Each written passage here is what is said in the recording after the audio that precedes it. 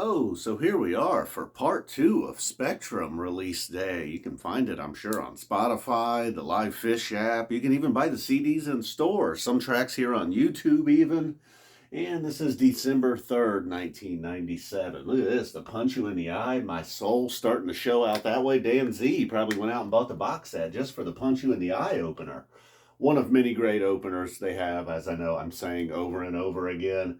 But look, if they come out and they have a great opener, it's worth mentioning. And then My Soul again, much like the I believe it was a 95 show or another, maybe a 94 show we listened to recently that had I don't remember the year, but anyhow, a rather smoke in my soul, along with this one, not kind of leaning right into the funk right away. Aspects of that, even, not a perfect punch you in the eye, I guess I would say. So, while it was a great show, obviously they are not machines. They are not funk machines. And then that fall 97 sound coming here in the drowned.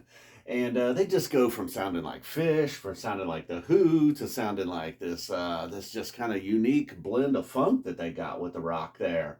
And then right across the whiteboard, you see you got more than that. Old Home Place. I know they were mixing that in there in fall of 97.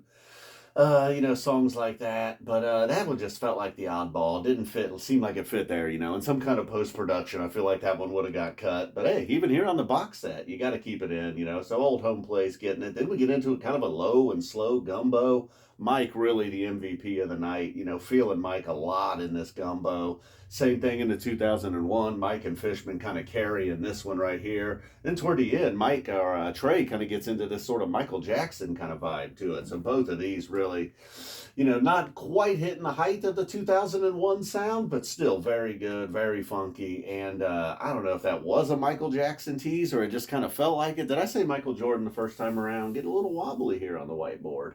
And that was fresh red. Just smeared it. That's bad. Can't smear it when it's fresh. All right. So then, after the Gumbo 2001 combo, that were both very nice. 6 out of 6 there. The Drowned was a 6 out of 6. Talking 5 out of 6 opening it, and then an Old Home Place in there, and then the You Enjoy Myself. Heard a bunch of those recently. This one, maybe going from 93 all the way to 2009, the most recent ones I've heard, this is the style that I do. I do kind of like it when they set aside individually Mike and Trey, and then Mike post-Tramps. They developed some amazing jams too. I guess I shouldn't say that. But this one more, it was Trey doing his thing, then we get a Mike doing his thing, and then we get a vocal jam. An elongated vocal jam. Trey thanked everybody at the end of the vocal jam. Thank you, thank you, thank you.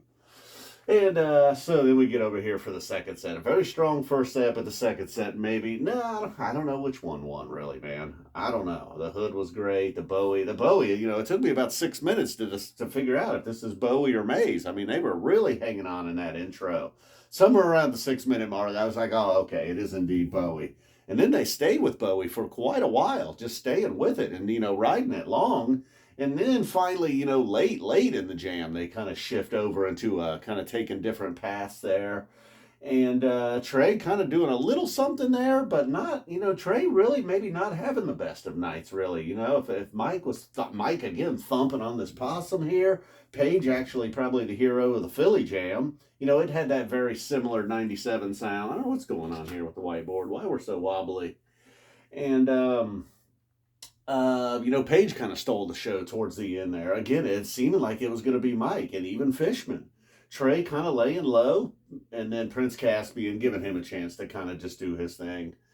Very solo-y toward the end there, just hanging on to it. And then Frankenstein, all right, not my favorite cover, especially when we got another one coming down here. I kind of complain about a lot of the covers, don't I? But on a night like this, when you're just crushing, okay, well, this was a cover I didn't complain about. They crushed that one. So maybe, who knows, anything, cross-eyed, something. I don't know what they had played. But and it was a nice Frankenstein, all right, Page, of course. Maybe he was rewarding Page for his work over here in the Philly Jam, and then a Harry Hood ending the set, Crossroads cover, and then the Hood, nice slow build into that crescendo there. And boom, that's night 2 of Philly, the Spectrum, 1997, the box set now available. Kind of messed up the red. I don't know, the wobbly whiteboard's got me off. A little Sharpie on my hand. Boom. Well, thanks, guys, for tuning in. YEM kind of jammed me up on the whiteboard once again, as you can see. I don't know. I'll never get a perfect whiteboard.